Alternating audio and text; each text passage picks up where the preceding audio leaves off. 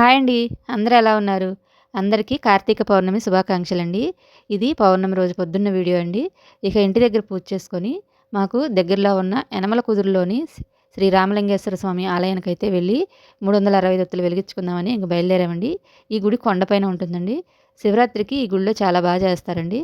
ఆ రోజైతే మాత్రం బళ్ళు పైకి పంపించరండి. కింద నుంచి మనం పై వరకు నడిచి వెళ్ళటమేనండి. బళ్ళన్నీ కిందే ఆపేస్తారు. ఆ రోజైతే చాలా హడావిడిగుంటది.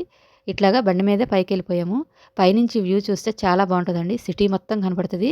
కృష్ణానది గూడా కనబడిద్దండి. వాటర్ ఉన్న రోజైతే కృష్ణానది చాలా బాగా కనబడుతుంది. ఇంకిట్లా పైకెళ్ళిపోయాము. బళ్ళు పెట్టుకోవటానికి కూడా ఈ మధ్య కొత్తగా అపార్ట్మెంట్ సెల్లార్‌లాగా కట్టారండి. చూడండి ఇది గుడి ఫ్రంట్‌లో ఇక్కడైనా వెలిగించుకోవచ్చు. చాలా పెద్ద ప్లేస్ అండి అసల. తోసుకోవడము అట్లాగేం ఉండదు. గుడి పక్కన గూడా ఇంత పెద్ద ప్లేసే ఉంటదండి. మనకి ఎనక నుంచి సెగ తగులుతుందేమో భయం లేకుండా ప్రశాంతంగా కూర్చొని చేసుకోవచ్చు. ఇక నేను గూడా ఒక దగ్గర శుభ్రం చేసుకొని, బియ్యపు పిండితో ముగ్గేసుకొని, పసుపు, కుంకుమ, అక్షతలన్నీ తెచ్చుకున్నానండి. ఇంకా మనం చేసే కంటే గూడా ఇంటి యజమాని చేత చేపిస్తే చాలా మంచిదంటండి. అందుకే అన్నీ సదిరి నేను ఆయన చేతే చేయించాను.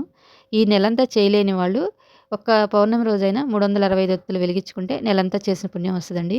ఇప్పుడున్న రోజుల్లో ఆరోగ్యంల పట్ల కొంచెం శ్రద్ధ ఉన్నవాళ్ళు అంటే ఆరోగ్యాలు సరిగ్గా ఉండట్లేదు కదండీ! అలాంటి వాళ్ళు ఒక్కరోజు చేసుకున్నా చాలండి. ఇంకా ఫైనల్లీ నారికేళ దీపం గూడా వెలిగిచ్చానండి.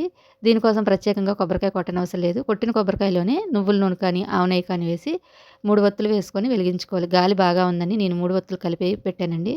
ఇక నారికేళ దీపం వెలిగించడం వల్ల అప్పుల బాధలు తీరి ధనప్రాప్తి కలుగుతుందని నాకు కూడా తెలీదులెండి. యూట్యూబ్‌లో చూసి చేశాను. ఏదో మనకు ఉన్న బాధలకి ఎవరేది చెప్తే అది చేయడం తప్పితే మనం ఏం చేయలేం కదండీ!